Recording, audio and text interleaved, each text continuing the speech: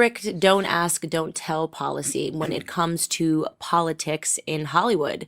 Here with me to discuss, maybe I'll ask, maybe he'll tell, Mario Lopez. Welcome to the CANDACE Owens Show. Thank you for having me, Candace. Good to be here. So what's it like just being, I don't even know if you're conservative, but I think that you do hold a lot of conservative traditions. I follow you on Instagram, and you seem to have a family that's very intact. Yeah. You're very big on family, the nuclear family, I would Yes. say. You have a wife that seems to adore you, kids that seem to really value you. You spend a lot of time with them. Your whole Instagram page is your children, which I love. And Thank you. that actually kind of seems to be the counter current in Hollywood, I would say. I mean, we're all about Team Lopez. I think it's all about the 5 F's is what I always say, like family, faith, food, Yeah, right, there you go. fitness, and fun. Right, You yeah. know, and so that's sort of, not to be corny, but my brand, if you will. Right. And I think I try to encompass that in all areas of my life. But I don't have a problem saying I'm conservative. I don't know if I'd necessarily declare myself having an allegiance to one party or the other. You know, I consider myself, I'm registered as an independent, but I am conservative, and I want to see everyone win. I want to see Right. communities thrive. I think a large part of that is personal accountability. We really don't ever talk about politics, as you know, Right. because I'm in the people, and this is why I'm in the people business, right? Right, 'Cause I'm in show right. business, so I'm in the people business, and I don't want to alienate anyone. Yeah. I want everyone to want to watch me, and I think if you follow me, though, I'm not afraid to talk about my faith. But I think a lot of people, for some reason, I don't know why it's become so polarizing, you know. And I was thinking, just like, I don't know how it came up the other day, but I was talking to somebody, and Dr. Martin Luther King came up, and I said, you know, one of my favorite things about him is that he came from a place of faith. Right.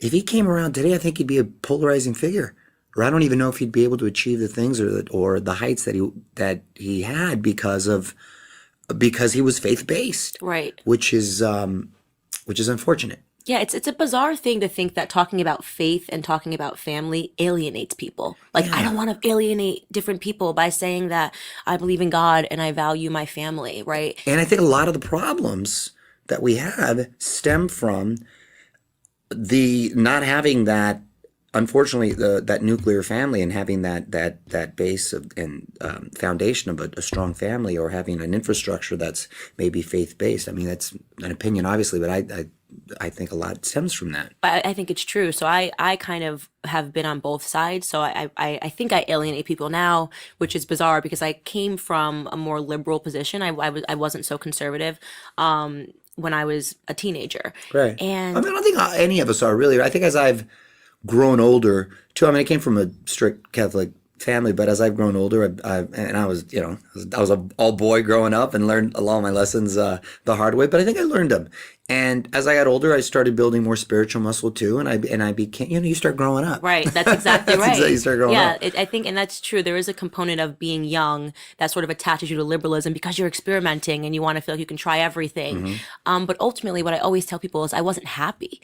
I wasn't happy. So as I became more conservative and sort of had this return back to faith and a return back to family and really valuing those things, I became a happier person.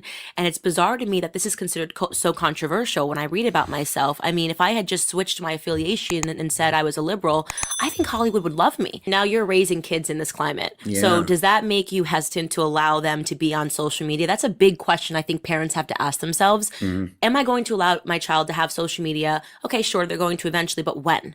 When? Well, mine are still, fortunately, very small. They're going to grow fast. They're going to grow really fast. Yeah, no, I know. But so I've got a minute to get it together. But I mean, I think it's inevitable that Right. they're going to be in. Social media is just part of our fabric now, and I think if you monitor it, and you're united as parents, which is always very important, you'll see. At least I'm assuming. As long as you're united and there's a lot of conversations, healthy conversations going on, and again monitored, then I think you'll be all right. I think if you try to shield and hide and all, then I think, look, it is what it is. So you might as well have conversations about it and start pointing out what's right, what's wrong, how you carry yourself, and that's like a little gentleman, a little lady, and talk about consequences of your choices and all that, then I think you'll be all right. I'm not one to shield, protect my kid. I'm not a everyone get a rin kind of guy, Right. or, you know, my kids. My son is, as you know, because I know you follow me, he's into wrestling, he's into jiu-jitsu, and he's in all these individual sports, which I really like, because I think it teaches you, well, there's no team in life, right? There are a lot of great qualities you learn from team sports too, but I've always been partial to individual sports because there is no team in life. You rely on yourself. When you're out there, you're completely vulnerable, and it's all about you. You lose, it's your fault. You win, though, it's all you, and it's all your glory, and you have no one else to blame. And I just think it's character building. Right. And we're all going to die alone. yeah, exactly. You learn confidence, your discipline, and all attributes that can help you as an individual. And they'll say, oh, well, you know, we're not the best in the world, and people are passing engineering tests at a higher rate in China or in India. And I'm like, do you want to live in India? No. Okay, so maybe there's a different metric. Maybe there's a different way that we're measuring to determine what makes a country great. Everyone wants to come here. At the same time that you're calling us a racist, sexist, misogynist society, you're demanding that we open our borders and let everybody in. But what is it that we have that everybody wants to come in to receive, right? And I don't think it's handouts. I think it's opportunity. And I fight to protect those opportunities. You're exactly right. I mean, I'm an example of that, right? Coming here and being first generation, and I don't think I'd be able to do what I was fortunately been able to do if it wasn't here, Right. And to have these opportunities. When you were rattling off all those labels, those words have gotten to the point where they almost mean nothing. They mean nothing. now. They mean nothing. It's sad. And you know, it is. I was just going to say that, and it's kind of sad now because they're just so off the cuff and Right. flippant when they're Disagree with me? Racist. Right. Don't see it my way? Sexist. Right, exactly. And it what it does is, and something that Dennis Prager always talks about, is it actually cheapens evil, where now if you are a racist, you can get away with it because they're calling everybody racist. Right. So when somebody says this guy's racist, it's like, well, they said Candace is a racist. I'm being called a white supremacist. I mean, this is really where we've gotten in society. That's funny. Yeah. Where I read headlines that say that, you know, the first ever black white supremacist. And I'm just trying. Isn't that a Dave Chappelle skit? They call me that. They call me Dave Chappelle, Clayton yeah. Bigsby. Yeah, Clayton Right, Bigsby. yeah. He was funny. I like Clayton Bigsby. That skit could never fly today, by the way. Right. Could never fly Isn't that today. A lot of the comedy. Could never fly today. Go watch any of those things that we used to laugh at. If you even laughed at that skit, like we just laughed, they would have you labeled. They would that say this crazy? isn't funny because everyone's so sensitive and they can't take a joke.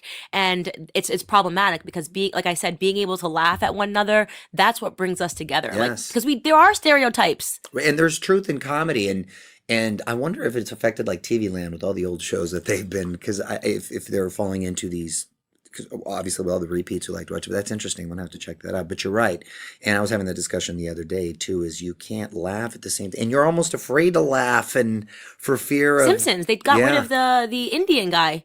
Yeah, that's right. They got rid of him. They are going back. It's so weird how this generation and the millennials now who were raised on a show like Family Guy, Right. which was so politically incorrect but funny, and all the stuff that becomes so sensitive. Right. I love Family Guy and South Park and Family Guy. Right. Yeah, I don't know when exactly. it happened though, because I would say honestly it happened over the last 10 years, because when I was in high school, it wasn't like that. And then suddenly by the time It was the last. Yeah, it was just the last. and then it 10 got years. crazy. And I actually can't pinpoint where exactly it came from or where we became so It's sensitive. got to be social media, though, right?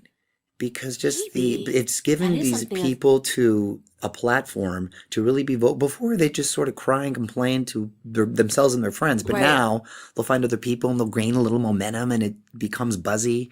I gotta imagine. There's There's so many some wonderful element things of it. about social media. There's so many wonderful things about getting the news so quick and staying in touch, and people are funny on Right. it. But then at the same time, God, there's such a bad side and dark Right. side to it. But I'll tell you the good news is that this younger generation, Generation Z, they are so not politically correct. It's insane.